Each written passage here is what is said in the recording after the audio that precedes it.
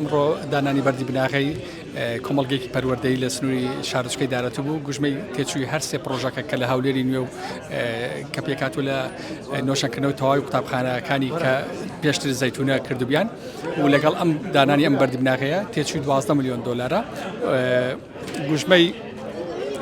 دارەتوو 5 ملیۆن و 400 هزار دۆلارە بێگومان زەوی کە زەوی شارەوانی بوو لەلایەن شارەوانی دارەتوە بۆی ئامادەکرا بوو نزیک 2 ساڵ پێش ئێستا ئەم زەویە لەگەڵ تیمەکانی تایبەت بە ئاژانسی کۆیکا کاری پێویست ئەنجام درا بۆ دامیکردنی ئەم زەویە بۆ کۆمەڵگە پەروەردەیە. باشە کەی ئەو کۆمەڵگەی تەواو دەکرێت و کەی دەست بە وەرگرتنی قوتابیان دەکات و کۆمەڵگاکەش چی تێدایە بەگشت؟ طبعاً کۆمەڵگەکە تەواوی سێکتەرەکانی خوێندن لە خۆ دەگرێت تا ژیری دەستکرد و بۆ خاوەن پێداویستی تایبەت و هەروەها لە قۆناغی داینگەوە تاکو و قۆناغی ئامادەیی تێدا بەرجەستەکراوە و بوونی هەیە و لە بڕیار وایە لە سەرەتای ساڵی 2026ەوە دەست بە دروستکردنیان پرۆژێ بکرێ و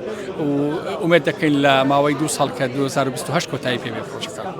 گرنگجیەکەی ئەو کۆمەڵگەی ئەوەیە کە لە باخسەوە تاکو ئامادەی لە خۆ دەگرێت کۆمەلگەیەکی گەورە و فراوانە و لە شوێنێکی فراوانی ناوچەی دارەتوو کە قوتابخانەی لێ نییە ناوچەیەکی هەژار نشینە و سەرجەم قوتابیان لە خۆ دەگرێت و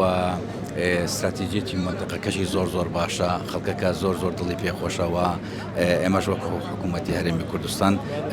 سوپاسی کۆیکا دەکەین کە ئەو شوێنەی هەڵبژاردووە و ئەو کۆمەڵگە گەورەی لە سنوورەدا دروست دەکات. ڕاهێنانی مامۆستایان لێرە ناکرێت سنتەرێکی ڕاهێنانی مامۆستایان دەکرێتەوە لە هەولێری نوێ بەڵام تەکمیلەی ئەو ئیشەی ئێرەیە بەڵێ یەک پاکێجە.